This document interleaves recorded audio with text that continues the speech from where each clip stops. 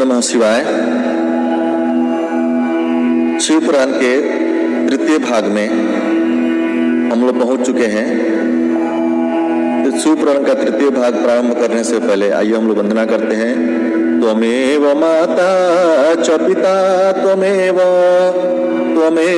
बंधुश्च सखा त्वमेव विद्या द्रविणं त्वमेव शर्वं मम देव देव त्वमेव शर्वं मम देव देव त्वमेव शर्वं मम देव देव कर्पूरगौरं करुणावतारं संसारसारं भुजगेन्द्रहारं सदा वसन्तं हृदयारविन्दे भवं भवानी सहितं नमामि भवं भवामी सहितं नमामि भवं भवामी सहितं नमामि। ओम नमः शिवाय।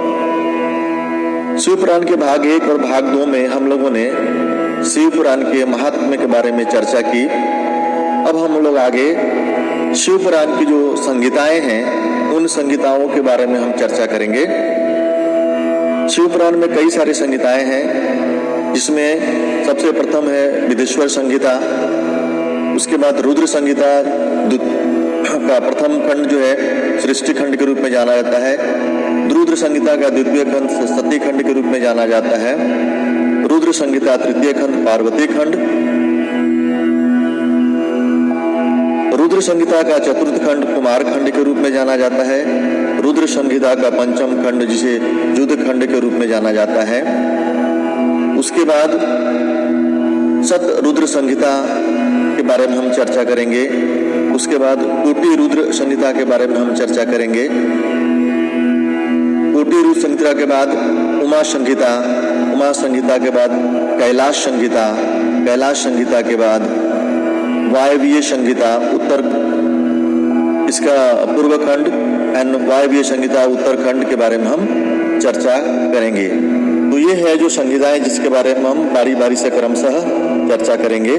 जैसा कि मैंने पहले ही बोला है कि जैसा इस पुस्तक में इस धर्म ग्रंथ में लिखा है, शिव पुराण जो संक्षिप्त शिव पुराण है गीता प्रेस से प्रकाशित, इस पुस्तक में इस धर्म ग्रंथ में जैसा लिखा है मैं आपको अक्षरशः पढ़ के सुनाऊंगा। इसमें कोई लाव लपेट नहीं है। तो आइए हम लोग विदेश्वर संहिता से आरंभ करते हैं शिव पुराण की आगे की कथा।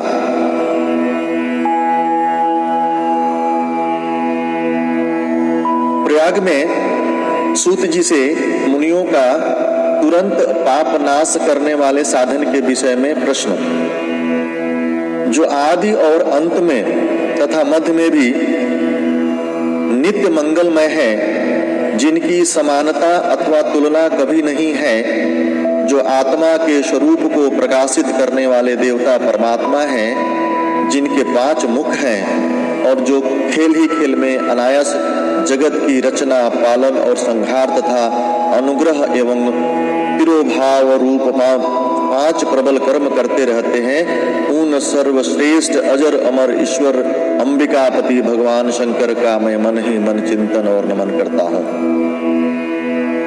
व्यास जी कहते हैं, जो धर्म का महान क्षेत्र है और जहाँ गंगा यमुना का संगम हुआ है, उस परम पुण्यमय प्रयाग में जो ब्रह्मलोक का मार्ग है, सत्य व्रत में तत्पर रहने वाले महातेजस्वी महाभाग महात्मा मुनियों ने एक विशाल ज्ञान यज्ञ का आयोजन किया। उस ज्ञान यज्ञ का समाचार सुनकर पौराणिक शिरोमणि व्यास शिष्य महामुनि सूत जी वहां मुनियों का दर्शन करने के लिए आए। सूत जी को आते देख वे सब मुनि उस समय हर्ष से हिल उठे और अत्यंत प्रसन्नचित से उन्होंने उनका विधिवत स्वागत सत्कार किया। तत्पश्चात उन प्रसन्न महात्माओं ने उनकी विधिवत स्तुति करके विनय पूर्वक हाथ जोड़कर उनसे इस प्रकार कहा, सर्वज्ञ विद्वान रोम रोमहर्षण जी, आपका भाग्य बड़ा भारी है। इसी से आपने व्यास जी के मुख से अपनी प्रसन्नता के लिए ही संपूर्ण पुराण विधा प्राप्त की, इसलिए आप आश्चर्य रूप कथाओं के भंडार हैं। ठीक उसी तरह जैसे रत्नाकर समुद्र बड़े बड़े सारभूत रत्नों का आगार है, तीनों लोकों में भूत, वर्तमान और भविष्य तथा और भी जो कोई वस्तु है वह आपसे अज्ञात नहीं है। आप हमारे सौभाग्य से इस यज्ञ का दर्शन करने के लिए यहाँ पधार गए हैं और इसी व्याज से हमारा कुछ कल्याण करने वाले हैं, क्योंकि आपका आगमन निरर्थक नहीं हो सकता। हमने पहले भी आपसे शुभाशुभ तत्व का पूरा वर्णन सुना है, किंतु उससे तृप्ति नहीं होती। हमें उसे सुनने की बारंबार इच्छा होती है। उत्तम बुद्धि वाले सूत जी, इस समय हमें एक ही बात सुननी है। यदि आपका अनुग्रह हो तो गोपनीय होने पर भी आप उस विषय का वर्णन करें।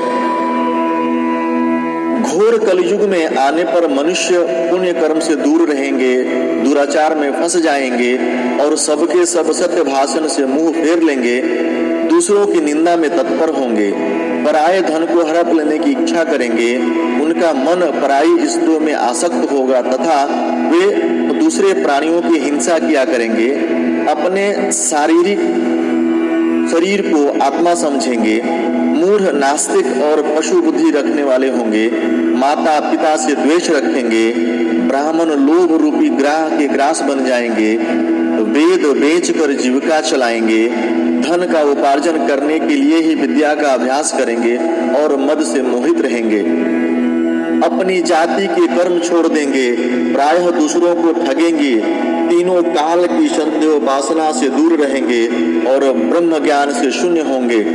समस्त क्षत्रिय भी स्वधर्म का त्याग करने वाले होंगे, कुसंगी, पापी, व्यभिचारी होंगे, उनमें शौर्य का अभाव होगा, वे कुत्सित चौर्य कर्म से जीविका चलाएंगे, शूद्रों का सा बर्ताव करेंगे और उनका चित्त काम का किंकर बना रहेगा।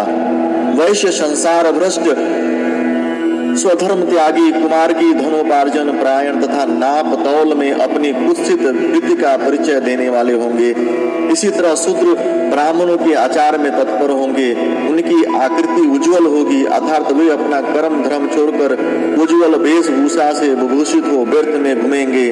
वे स्वभावतः ही अपने धर्म का त्याग करने वाले होंगे, उनके विचार धर्म के प्रतिकूल होंगे, वे कुटिल और द्विज निंदक होंगे, यदि धनी हुए तो कुकर्म में लग जाएंगे, विद्वान हुए तो वाद विवाद करने लगेंगे, अपने को कुलीन मानकर चारों वर्णों के साथ वैवाहिक संबंध स्थापित करेंगे, समस्त वर्णों को अपने संपर्क से भ्रष्ट करेंगे। वे लोग अपनी अधिकार सीमा से बाहर जाकर द्विजोचित सत्कर्मों का अनुष्ठान करने वाले होंगे। कलयुग की स्त्रियां प्रायः सदाचार से भ्रष्ट और पति का अपमान करने वाली होंगी, सास ससुर से द्रोह करेंगी, किसी से भय नहीं मानेंगी, मलिन भोजन करेंगी, कुत्सित हाव भाव में तत्पर होंगी, उनका शील स्वभाव बहुत बुरा होगा और वे अपने पति की सेवा से सदा ही विमुख रहेंगी।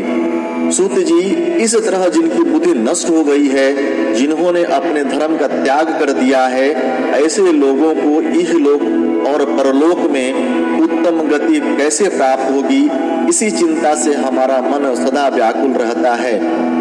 परोपकार के समान दूसरा कोई धर्म नहीं है, अतः जिस छोटे से उपाय से इन सबके पापों का तत्काल नाश हो जाए, उसे इस समय कृपा पूर्वक बताइए, क्योंकि आप समस्त सिद्धांतों के ज्ञाता हैं। व्यास कहते हैं, उन भावितात्मा मुनियों की यह बात सुनकर सूत जी मन ही मन भगवान शंकर का स्मरण करके उनसे इस प्रकार बोले।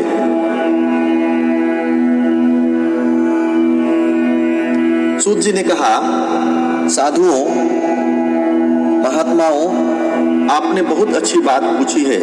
आपका यह प्रश्न तीनों लोगों का हित करने वाला है। मैं गुरुदेव व्यास का स्मरण करके आप लोगों के स्नेहवश इस विषय का वर्णन करूंगा। आप आदर पूर्वक सुने। सबसे उत्तम जो शिव पुराण है वह वेदांत का सार सर्वस्व है तथा वक्ता और श्रोता का समस्त पाप राशियों में उद्धार करने वाला है। इतना ही नहीं, वह परलोक में परमार्थ वस्तु को देने वाला है, कली की कलमश राशि का विनाश करने वाला है। उसमें भगवान शिव के उत्तम यश का वर्णन है। ब्राह्मणों, धर्म, अर्थ, काम और मोक्ष इन चारों पुरुषार्थों को देने वाला है।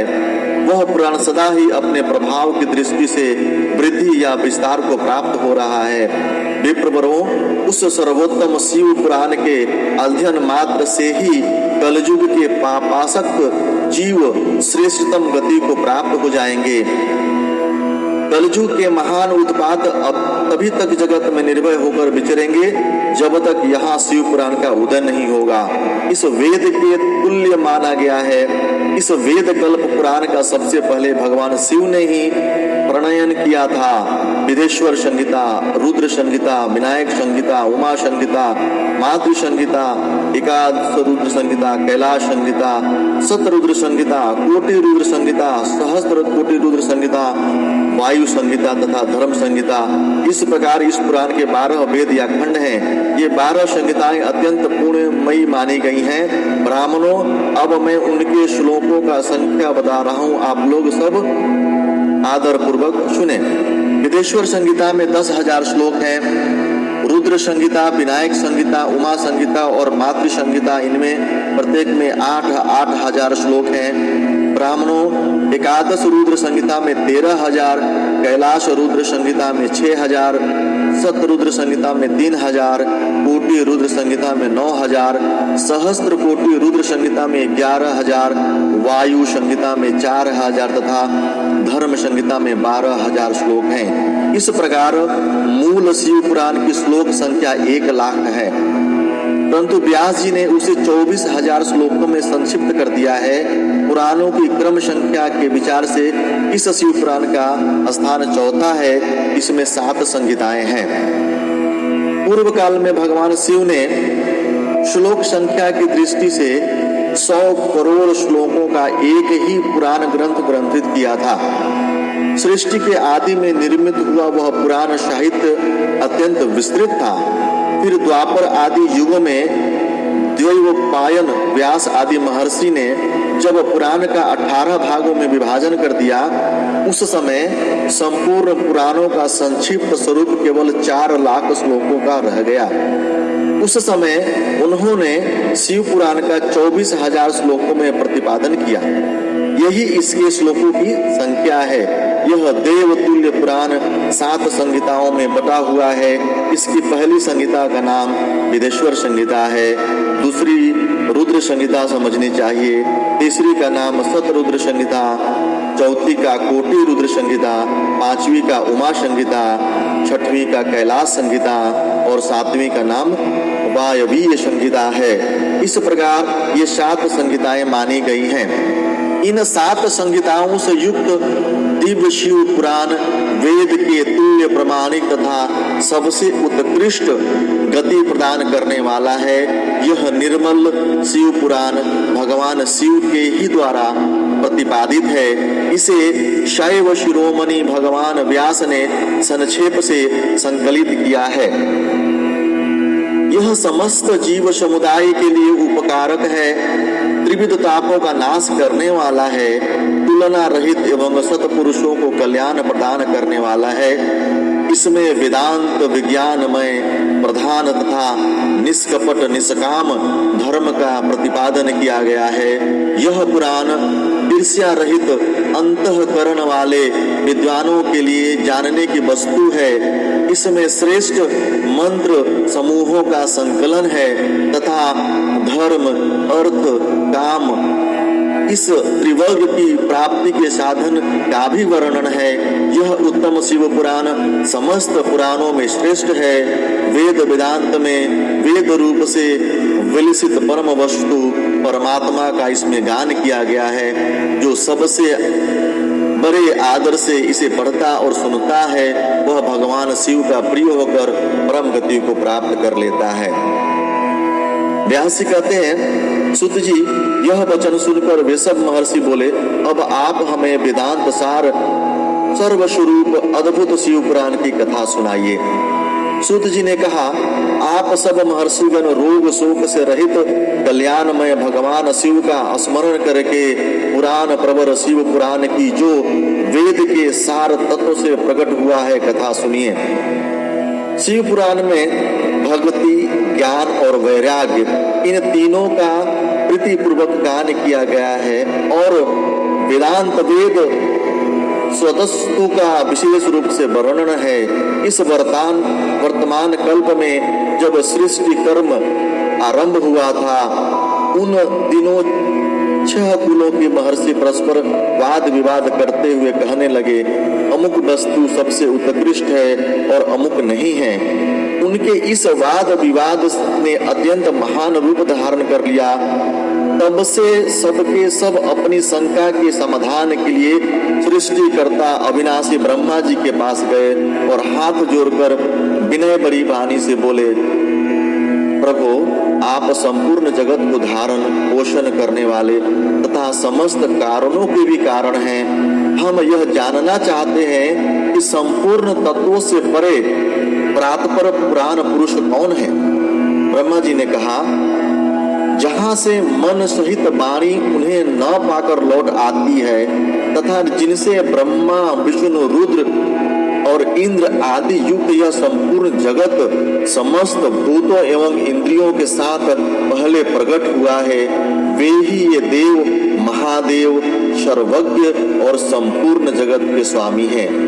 ये ही सबसे उत्कृष्ट हैं। भक्ति से ही इनका साक्षात्कार होता है, दूसरे किसी उपाय से कहीं इनका दर्शन नहीं होता। रुद्र, हरि, हर तथा अन्य देवेश्वर सदा उत्तम भक्ति भाव से उनका दर्शन करना चाहते हैं। भगवान शिव में भक्ति होने से मनुष्य संसार बंधन से मुक्त हो जाता है। देवता की कृपा प्रसाद से उनमें भक्ति होती है और भक्ति से देवता का कृपा प्रसाद प्राप्त होता है। ठीक उसी तरह जैसे यहाँ अंकुर से बीज और बीज से अंकुर पैदा होता है, इसीलिए तुम सब ब्रह्मर्षि भगवान शंकर का कृपा प्रसाद प्राप्त करने के लिए भूतल पर जाकर वहाँ सहस्त्रों वर्षों तक चालू रहने वाले एक विशाल यज्ञ का आयोजन करो। इन यज्ञपति भगवान शिव की कृपा से वेदोक्त विद्या के सारभूत साधन का ज्ञान होता है।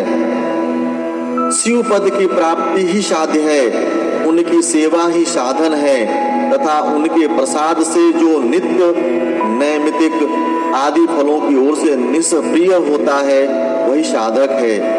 वेदोक्त कर्म का अनुष्ठान करके उसके महान फलों को भगवान शिव के चरणों में समर्पित कर देना ही परमेश्वर पद की प्राप्ति है। वही शालुक्य आदि के क्रम से प्राप्त होने वाली मुक्ति है। उन पुरुषों की भक्ति के अनुसार उन सबको उत्कृष्ट फल की प्राप्ति होती है। उस भक्ति के साधन अनेक प्रकार के हैं जिनका साक्षात्कार महेश्वर ने ही प्रतिपादन किया है। उनमें से सारभूत साधन को संक्षिप्त करके मैं बता रहा हूँ। कान से भगवान के नाम गुण और लीलाओं का श्रवण, वाणी द्वारा उनका कीर्तन तथा मन के द्वारा उनका मनन, इन तीनों को महान साधन कहा गया है।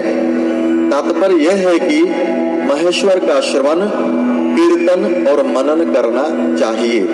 यह श्रुति का वाक्य हम सबके लिए प्राणभूत है। इसी साधन से संपूर्ण मनोरथों की सिद्धि में लगे आप लोग परम साध्य को प्राप्त हों। लोग प्रत्यक्ष वस्तु को आँख से देखकर उसमें प्रवृत्त होते हैं, परंतु जिस वस्तु का कहीं भी प्रत्यक्ष दर्शन नहीं होता उसे स्वनेंद्रियों द्वारा जान सुनकर मनुष्य उसकी प्राप्ति के लिए चेष्टा करता है। अतः पहला साधन श्रवण ही है। उसके द्वारा गुरु के मुख से तत्व को सुनकर श्रेष्ठ बुद्धि वाला विद्वान पुरुष अन्य साधन कीर्तन एवं मनन की सिद्धि करें। क्रमशः मनन प्रयत्न इस साधन की अच्छी तरह साधना कर लेने पर उसके द्वारा शालोक्य आदि के क्रम से धीरे धीरे भगवान शिव का संयोग प्राप्त होता है। पहले सारे अंगों के रोग नष्ट हो जाते हैं, फिर सब प्रकार का लौकिक आनंद भी विलीन हो जाता है। भगवान शंकर की पूजा, उनके नामों के जप तथा उनके गुण रूप विलास और नामों का युक्ति परायण चित्त के द्वारा जो निरंतर परिशोधन या चिंतन होता है उसी को मनन कहा गया है। वह महेश्वर की कृपा दृष्टि से उपलब्ध होता है। उसे समस्त श्रेष्ठ साधनों में प्रधान या प्रमुख कहा गया है। सूत जी कहते हैं, मुनीश्वरों, इस साधन का महात्म्य बताने के प्रसंग में मैं आप लोगों के लिए एक प्राचीन वृतांत का वर्णन करूंगा, उसे ध्यान देकर आप सुने। पहले की बात है, पराशर मुनि के पुत्र मेरे गुरु व्यास देव जी सरस्वती नदी के सुंदर तट पर तपस्या कर रहे थे। एक दिन सूर्य तुल्य तेजस्वी विमान से यात्रा करते हुए भगवान शरद कुमार अकस्मात वहां पहुंचे। उन्होंने मेरे गुरु को वहां देखा, वे ध्यान में मग्न थे। उससे जगने पर उन्होंने ब्रह्मपुत्र सनत कुमार जी को अपने सामने उपस्थित देखा। देखकर वे बड़े वेग से उठे और उनके चरणों में प्रणाम करके मुनि ने उन्हें अर्घ दिया। देवताओं के बैठने योग्य आसन भी अर्पित किया। तब प्रसन्न हुए भगवान सनत कुमार विनीत भाव से खड़े हुए व्यास जी से गंभीर वाणी में बोले, मुने, तुम सत्य वस्तु का चिंतन करो। वह सत्य पदार्थ भगवान शिव ही है जो तुम्हारे साक्षात्कार के विषय होंगे। भगवान शंकर का श्रवण, कीर्तन, मनन, यह तीनों महत्तर साधन कहे गए हैं। ये तीनों ही वेद सम्मत हैं। पूर्व काल में मैं दूसरे साधनों के संभ्रम में पड़कर घूमता घामता मंदराचल पर्वत पर जा पहुंचा और वहां तपस्या करने लगा। तदंतर महेश्वर शिव की आज्ञा से भगवान नंदिकेश्वर वहां आए। उनकी मुझ पर बड़ी दया थी। वे सबसे साक्षी तथा शिव गणों के स्वामी भगवान नंदिकेश्वर मुझे स्नेह पूर्वक मुक्ति का उत्तम साधन बताते हुए बोले, भगवान शंकर का श्रवण, कीर्तन और मनन, ये तीनों साधन वेद सम्मत हैं और मुक्ति के साक्षात कारण हैं। यह बात स्वयं भगवान शिव ने मुझसे कही है। अतः ब्रह्मन, तुम श्रवण आदि तीनों साधनों का ही अनुष्ठान करो। व्यास जी से बारंबार ऐसा कहकर अनुगामियों सहित ब्रह्मपुत्र सनत कुमार परम सुंदर ब्रह्म धाम को चले गए। इस प्रकार पूर्व काल के इस उत्तम वृतांत का मैंने संक्षेप से वर्णन किया है। ऋषि सभी बोले, सूत जी, श्रवणादि तीनों साधनों को आपने मुक्ति का उपाय बताया है, किंतु जो श्रवण आदि तीनों साधनों में असमर्थ हो वह मनुष्य इस उपाय का अवलंबन करके मुक्ति हो सकता है। इस साधन भूत कर्म के द्वारा बिना यत्न के ही मोक्ष मिल सकता है। ओम नमः शिवाय। तो भक्तों, ये था आज का विदेश्वर संहिता का अध्याय 1 से लेकर अध्याय 4 तक का पाठ। विदेश्वर संहिता के अगले अध्याय का पाठ हम लोग अगले भाग में करेंगे। तो मन से एक बार फिर से भगवान शिव की स्तुति करते हैं। कर्पूर गौरम करुणावतारम संसार सारम भुजगेंद्रहारम सदा वसंतम हृदयारविंदे भवं भवानी सहितं नमामि। भवं भवानी सहितं नमामि। भवं भवानी सहितं नमामि। ओम नमः शिवाय। जय जय राम।